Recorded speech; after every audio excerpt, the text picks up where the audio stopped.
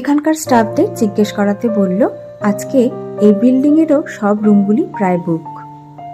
মাঝখানে রয়েছে এরকম লম্বা টানা একটি করিডোর, আর এই করিডোরের দুপাশে তিনটে তিনটে করে মোট টোটাল 6টি রুম রয়েছে। 2017 সালে আমরা যখন এখানে এসেছিলাম তখন এই বিল্ডিংটির অবস্থা খুবই খারাপ ছিল, তবে এখন রেনোভেট করে অনেক সুন্দর হয়ে গেছে। চলুন এবার একটু উপরে যাই। দোতলার এই বারান্দাতে বসেই আমরা রাত্রিবেলা গেম খেলেছিলাম।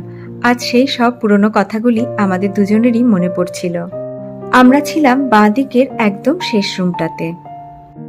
তখন মেঝেগুলিতে এরকম টাইলস লাগানো ছিল না, একদমই সিমেন্টের মেঝে ছিল। এখান থেকেও আপনারা কিন্তু চারিদিকে সবুজ প্রকৃতি দেখতে পাবেন। চলুন এবার এখান থেকে বেরোতে হবে, যাব কোয়েল ভিউ পয়েন্টে। কোয়েল ভিউ পয়েন্ট দেখে তারপরে আমরা চলে যাব ম্যাগনোলিয়া সানসেট পয়েন্টে। এখন ঘড়িতে প্রায় 4:30 মতো বাজে। এরপরে আরো দেরি করলে আমাদের ম্যাগনোলিয়া সানসেট পয়েন্টে যেতে দেরি হয়ে যাবে। ডাকবাংলোর গেট থেকে বেরিয়ে সোজা রাস্তাটি চলে গেছে কোয়েল ভিউ পয়েন্টের দিকে, আর বাঁ দিকের রাস্তাটি চলে গেছে নেতারহাট মার্কেটের দিকে, আর ডান দিকের রাস্তাটি গেছে প্রভাত বিহারের দিকে। সোজা রাস্তাটা দিয়ে একটু গিয়েই আমরা তারপরে ডান দিকে টার্ন নেব।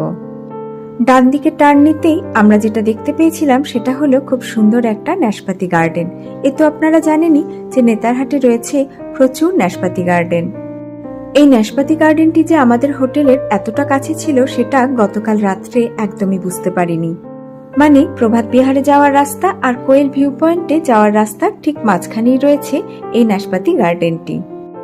ওই যে দেখুন গাছে কি সুন্দর ছোট্ট ছোট্ট ন্যাশপাতি ধরে আছে। ন্যাশপাতি গার্ডেন ছাড়িয়ে বাঁ দিকে টার্ন নিতেই আমাদের চোখে ধরা দিয়েছিল রাস্তার ডান দিকে উঁচু উঁচু লম্বা লম্বা সারিবদ্ধভাবে দাঁড়িয়ে থাকা পাইন গাছগুলি। রাস্তাটা যে কতটা সুন্দর সেটা একবার দেখুন। এক মুহূর্তের জন্য আমাদেরও মনে হয়েছিল জানেন যে আমরা কাশ্মীরে চলে এসেছি।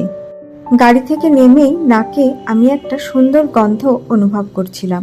তারপরে এদিকে ওদিকে খোঁজাখুঁজি করতে বুঝতে পারলাম এই গাছটি থেকে আসছে।